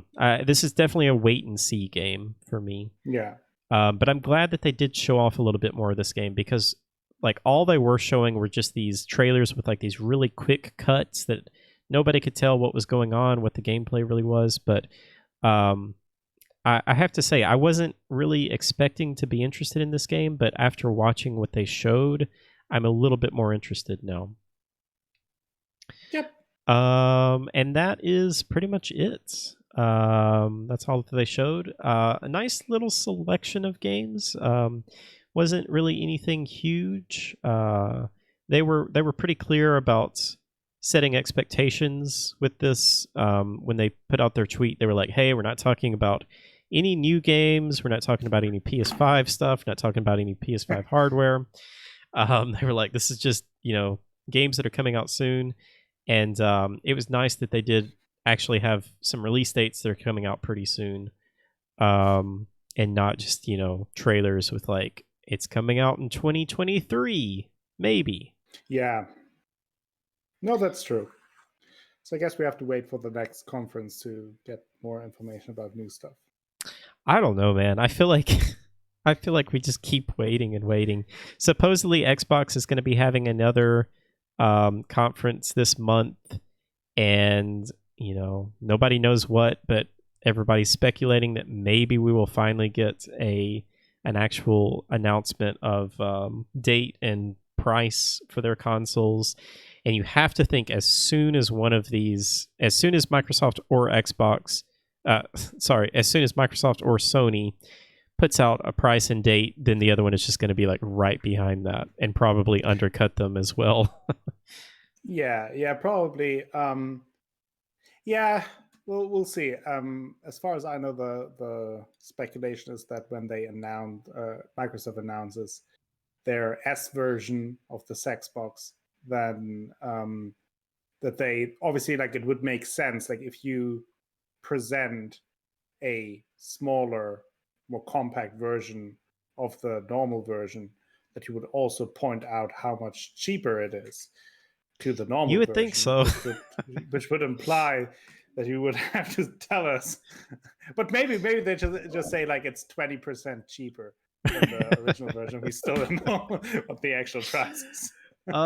This is killing me. I hate how slow they're coming out with this stuff, and how they're just drip feeding us with all of this information. At this point, I think it's kind of fun. I actually kind of enjoy it.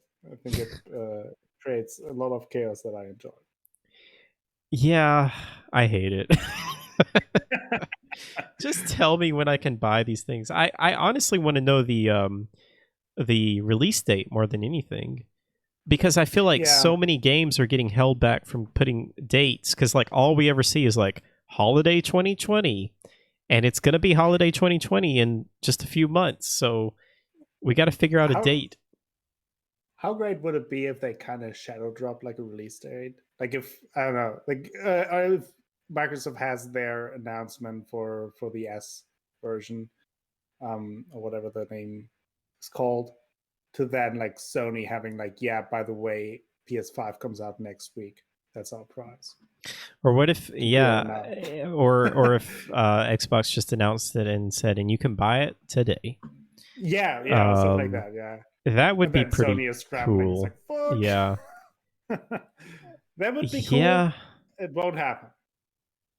I mean, it would be like That would be maybe the only way that Microsoft could really win this, because I feel like Sony is just not going to announce their date and price until Microsoft does.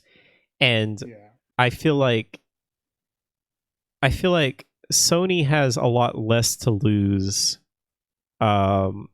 with this next generation. Like Microsoft is really pushing hard to try and get their customer base and try and pull people back to Microsoft and Xbox. But that, like, which would mean that Sony has more to lose. Like, they are the one that are controlling it, the market, so to speak, and like clearly won the last generation in terms of like the gaming and popularity. So they have more to lose here if they don't play their cards that's right. true. I guess. Yeah, I don't know. It's weird because you would But they think also that have the better starting position for the next generation. I think A that's little what more it is. I think Sony is just like, oh, we got all the games, we got all the cool games that everybody wants. Microsoft, they don't really care what Microsoft is going to do. But if that's the case, then why wait so long to give us the freaking price and date? Maybe just to mess with Microsoft. Maybe. Maybe so. Because that's the other thing too. Like Microsoft, their big strategy is like, we don't care, if you buy an Xbox One or an Xbox X or an S. We just want you to play our games. Or if you just play it on PC, just get Game Pass. I don't know. It's such a weird strategy. Xbox has also got their xCloud that is, I think, may even already be up and running, kind of like in beta, which is their streaming service. Mm-hmm. So that's kind of like a whole nother strategy that they're going for. I don't know. This is just a weird year for a lot of reasons. Yeah, it'll be interesting to see how that all plays out, and maybe they just played chicken and we won't even get the console release this year.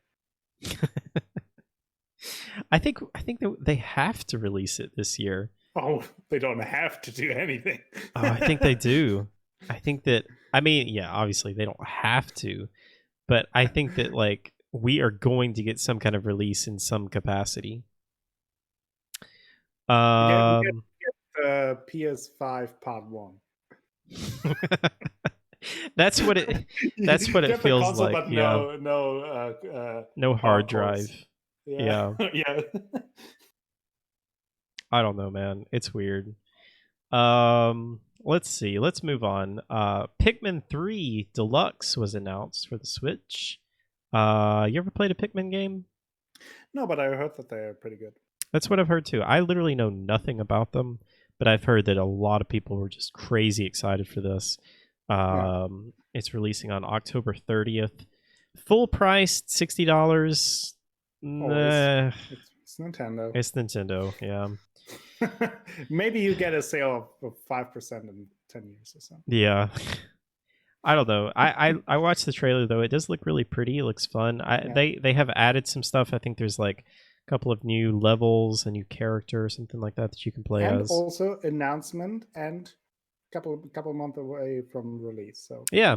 Nintendo is like they either announce a game and like it comes out in a few months, or they announce a game and it's like 5 years away. Yeah. Because we still haven't heard anything about Bayonetta 3. We still haven't heard anything about Metroid Prime 4. We still haven't heard Breath of the Wild 2.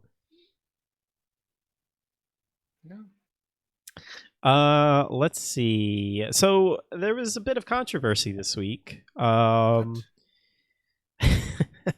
So the Avengers, Marvel's Avengers game, has been stirring up a little bit of controversy.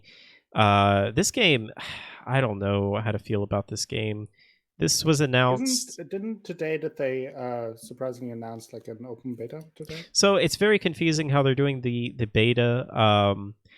I think the beta has been available for like some press and media outlets for a few days, and then I think if you pre-order the game, like you get private beta access, and then there's going to be like an open beta in a week or something like that. But yeah, they're slowly rolling out beta access for this game. I just don't know what to think about this game before all this happened. So what happened was they came out and announced that Spider-Man is being added to the lineup of playable characters, and everybody's super happy about that because Spider-Man is everybody's favorite Marvel Avenger and character. And then they said, yeah, but it's only available on PlayStation. And people got pretty upset about that, which I think is pretty understandable. I don't know. This just sucks like every way around. I saw people talking about the implication for like in any terms of like story way. Like if you then play the same story on Xbox, is he then just not in the picture? So that's the big thing, right? Or, because you can't have just blur him out. just blur him out. I say you just replace him with Master Chief. Yeah. You just have Master Chief swinging through the city. And you have a weird cut-in voiceover that yeah. is like very obviously, oh, what do you think about that, Master Chief? This just feels so scummy though, because that's the problem. Like, I mean, yeah, exclusivities are just a thing. Like, I don't think they're ever going to go away. Like, we're always going to have exclusive. The issue really is that Sony just generally owns the rights to Spider-Man, and that they just didn't give the right to Spider-Man. But the developers, obviously, if you make an Avenger game, you need Spider-Man. So they were just not able to add it to Microsoft, since Sony holds all Spider-Man rights. Yeah, but there's been so many other games like what was the one that came out on Switch? It was something 3. I can't remember what it is. Something 3. Yeah, Super Mario Land 3. No, it was like it was like an Avengers or Marvel game that had like all of the characters, and Spider-Man was in it. There's been lots of other games that have come out on multi-platforms that have had Spider-Man in it. And my whole problem is this is a game that launches right around the new gen. So my problem is, though, it's just what you were saying, is this just hurts everybody, because if you're going to have Spider-Man only available on PlayStation, then you can't really do anything with the story with him, because, like you say, what are you going to do? Just blur out yes. in the Xbox version? So he's just going to be like a minor character that, you know, I don't know. It's probably just going to be essentially like a skin for a character that's not really going to be, I don't know, that integral to the story. I don't even know if the story is going to be like even a Rachno Man or something. I don't even know if the story is going to be even like that interesting in this game. I feel like my hype for this game was like, it was announced and I was like, oh, this looks like it could be really cool. And then like I heard it was going to be, you know, more of like a games as a service game, and they have this 10-year plan like every games as a service game has, that only lasts for about 2.5 years, and then they're like, oh, we're actually making a sequel now. Forget about all that 10-year plan stuff. And then they came out with this, that there's this exclusivity deal, and then Sony was like touting like, oh yeah, we're gonna have like all kinds of additional game only stuff that is only going to be available on PlayStation. And I don't know, this just honestly is just ruined. Like, I wasn't really even that excited for this game because I'm not really that big of a Marvel superheroes fan, but I feel like I may just pick this game up when it's $5 2 years down the road on PlayStation 5, I guess, maybe, at that point. Maybe Microsoft gets the rights to Aunt May. They just put her back. You play as Aunt May, like you cook pancakes slap Thanos with a handbag or so. Yeah. I'd play that. Aunt May Simulator. Yeah. Yeah, I don't know. It sucks for everyone, I feel like. Yeah, not much else to say about that. Moving on, we just keep the good news going here. Sony came out and announced that the PlayStation 4 controller will not work on PlayStation 5 games, which I don't know why. I guess got to have those adaptive controllers or those adaptive triggers. I mean, that is how they make money. It wasn't really surprised nor shocked about it. I wasn't really surprised that either by this. It seems like a lot of people were, shocked about this. I think the main reason that this is news is because, on the other hand, Microsoft is allowing the Xbox One controller to work with the Series X and Series S, and it'll be completely backwards compatible.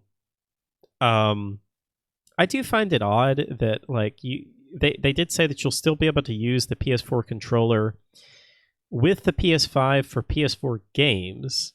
So it works fine with the console. It's just they just are not going to let you use it with the new games, which I just think is they want to sell new controllers. Yeah, but I mean, at least with a PS3 to PS4, you had the addition of the touchpad where you would I can see maybe that becoming an issue, right? But as far as I know, there are no new features to this new controller. The big thing is the triggers. They are what they're calling adaptive pressure triggers. So they will allow you to change the pressure that the triggers pull or push in. So if you're pulling back a bow or something, it'll be harder to pull the trigger versus just pulling up your shield or something like that. But I don't know why in the world they couldn't just give you the option to not have that. Yeah. I don't know. This is just Sony being Sony, I feel like. But yeah, that's about all I had for the news. Do you have anything that you wanted to throw in here? No. All right. Oh, yes, one thing. I will be an exclusively Sony playable character in Marvel Avengers. Oh, not Microsoft. No, not Microsoft. They didn't offer you enough money. No, I will be blurred out in Microsoft. All right. You'll be like Bizarro Akko. Be the exact opposite. I have a mustache. Yeah. Microsoft. All right, let's move on to our games of the generation discussion. I don't think I chose one last week. I think I decided to wait. So we will move on. We've been building a list of the games of the generation for the past few weeks now. Just real quickly, I'll go through the ones that we already have. We have added Dark Souls 3, The Witcher 3, Watch Dogs 1, Fortnite, Rocket League, Persona 5, Legend of Zelda Breath of the Wild, PT, Bloodborne, and Red Dead Redemption 2. So these are games that, again, what we are considering games of the generation. Not necessarily, doesn't have to be the greatest game of all time or one of our favorite games. It's just games that we feel stood out or just deserve a mention. And so what do we have this week? You want to pick out something? Yes, let's continue with the theme. And I would pick Spiderman for PS4. Only on PS4. Only exclusively to PS4. Exclusively. I think what it was just a very, very good and very successful game.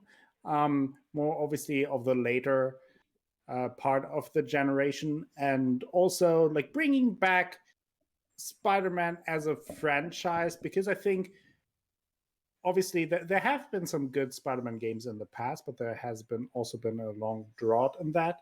And Spider-Man always has been a big franchise just generally and a big name generally. But bringing that now as a new IP into the mix, not only I think brought us this great game, but also gives hope for more to come.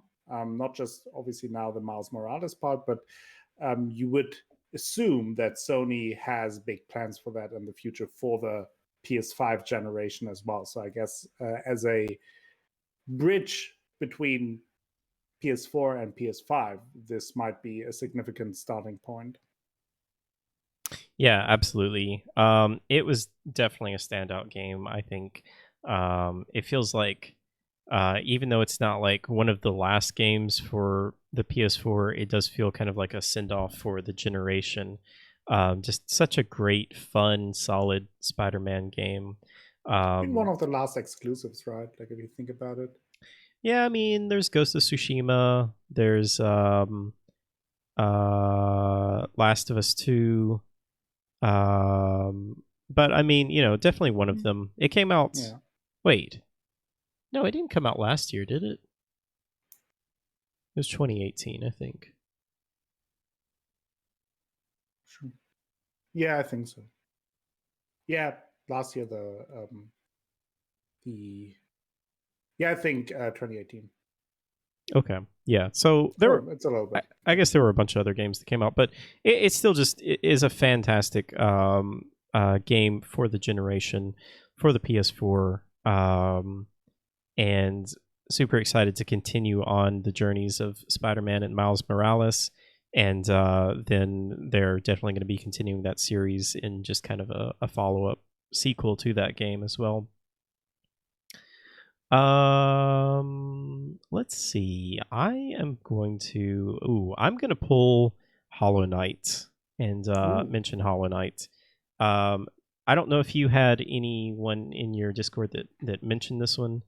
I can't remember if I pulled this one from yours or mine, so I'm not sure if anybody mentioned anything about it, but I will just say that I was blown away by this game. I'm not typically into Metroidvanias or 2D Metroidvanias. But one of the things that really drew me to this game was, first of all, the art style. Absolutely love the art style. And just the exploration of this game. It is so well done. It just always kept me wanting to find out what is in the next area. It is a fantastic value. This game is literally only $15 and is like a 50-hour game. I think a lot of people are already just considering this to be one of the greatest Metroidvanias of all time, and I think it's just a fantastic experience. And it even adds some Dark Souls like elements, which I love. It adds some really cool elements where you lose your currency upon death, and you have to get back to regain it. The enemies respawn when you die. Very cool mechanic. And yeah, just a wonderful experience, that game. On top of that, like great boss fights, great different designs of boss fights. Just generally, the enemy design and the world design really stands out. It has a very unique look, and made, I think, by two people. Yeah, I think it might be three people, but it's like it's like one person just did the music or something. Yeah, and that is another part of the music is fantastic in the game. It just adds to the atmosphere, and yeah, just such an enjoyable ride. So much content for the game. Like it's a big game, and like you said, only for really a few bucks to get, especially nowadays. And I'm really looking forward to Silksong, the sequel. And I'm looking forward what they have in store for that. I'm super excited. And for me also, I went into the game not expecting much because I didn't think that it would be a game for me. I kind of went into it expecting more of a jump and run platformer, but wasn't the case. Really, it obviously had some elements of that, but really blown away by that. Had a great time with the game, and definitely one of the standout games, especially with also incorporating the rise of indie games over the last generation, which I think is a big theme of that generation or of that time period, that we had so many indie games that were really successful on a big scale and brought commercial success and really influenced the gaming genre. And Hollow Knight is certainly one of the standout examples of that. Absolutely. Yep. Also, cannot wait for Silk Song as well. Really want to get some more information about that. Man, it's taken them a while, but again, like you say, it's only like 2 or 3 developers, so Yeah, and I take think your time. they're probably with that few developers, the pandemic hit probably a little harder than for the big studios that have a little more resources to bridge that. So I'm definitely more forgiving there. And if Silksong turns out as good as Hollow Knight, then I don't mind waiting a few more months. Yeah, and it's expanded way beyond their original scope. My understanding is that it originally was just supposed to be like a new character that you could just like go through the original game, but I mean it's literally turned into a whole new game now. So Yeah, super cool. Can't wait to hear more about that. Mr. Akko, I think that's going to do it for us today. Okay. But what do you have coming up?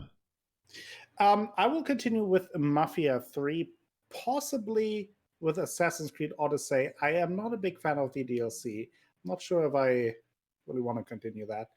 I have the issue that the game itself is, in terms of gameplay, fairly repetitive, but I feel like it's getting a little much in that DLC without getting into any details. But so probably we'll continue with that, but we'll see. Then I will also on YouTube continue with Other Side, possibly Noita, maybe doing some more Undermine and other stuff. Really trying to try out a few more things on YouTube. So yeah, if anyone wants to give that a look, very much appreciated all of the support. And yeah, I'll see what other game. Maybe I will check out Mad Max actually. You should, yeah. It's like even if you don't finish the game, I think it's definitely just fun just to check it out, even if you only play it for like a stream or two. But it's one of those games that I feel like if you get in the mood for that kind of game, like just, your kind of typical open world game, then it's super fun to play. Let's see. I have got a bunch of stuff coming up. I am still going through Deus Ex Human Revolution. I think I'm getting pretty close to that. I think I should actually finish that next week. And then I'm playing through Ghost of Tsushima at night. And then I have a couple of games that my community has asked me to stream. I have a reward system set up on Twitch that people can redeem points for a game for me to stream. So someone redeemed Resident Evil Revelations 2, which I was already going to play that game. So super excited to play that. And then you really had to twist your hand in order to play that. That's right. That's right. It's planned in chat there. So looking forward to playing that. And then also had someone redeem Judgment for me to check out. So from the Yakuza developers, that Judgment? It is that Judgment. Ooh. Yeah. Did you play Judgment? I know you're a massive Yakuza fan. I sure did. So I've been wanting to play that game for a long time, and I feel like might be kind of a good introduction to. It's not Yakuza, but Yakuza is just so intimidating. There's so many of them. Although I am super excited for 7. Very, very excited for 7. I think that's going to be my entry point into the Yakuza series. 0. I think I will have to redeem something at some point too. I think I'm going to like the turn-based combat more though. It's not about the combat. It's about the story and the characters. Yeah, really excited to be checking out all of those. That'll be just kind of over this month that I'll be going through some of that stuff. And yeah, we do this podcast every Friday at 2 p.m. Central Time. You can watch along with us live at twitch.tv/how451. And you can also listen to this podcast in audio format through all of the different services out there. iTunes, Spotify, Stitcher, all of those great services. You can find them in the link in the description. And yeah, I don't think we didn't have any questions this week. I would love to get some questions. So feel free to leave us a comment with a question. I have a question. What question do you have? How many channel points do I have to redeem to make you do a 12-hour Yakuza 0 stream? A lot. I think it's 100,000 for a 12-hour stream, and then I think 30,000 will get you 2 hours of a game. So you'd have to get, let's see, 12 divided by 2 is 6, so 6 times 180, like 200 and about 300,000 points. Okay, I'll work on that. I'll get back to you. No, I would be down for trying out Yakuza 0. I mean, I did try it out, but I need to go back to it. But I have a feeling if and when I ever get into those games, then it's just going to be like, it's just going to suck me in, and then that's all I'm ever going to play. That's the point. Maybe one of these days. But Akko, thank you so much for joining me. Thank you to everyone in chat. Thank you to everyone who is listening or has listened to us. Thank you guys so much for the support. And that's going to do it for us. Thank you so much, guys. We will see you next time. Bye-bye. Bye, guys.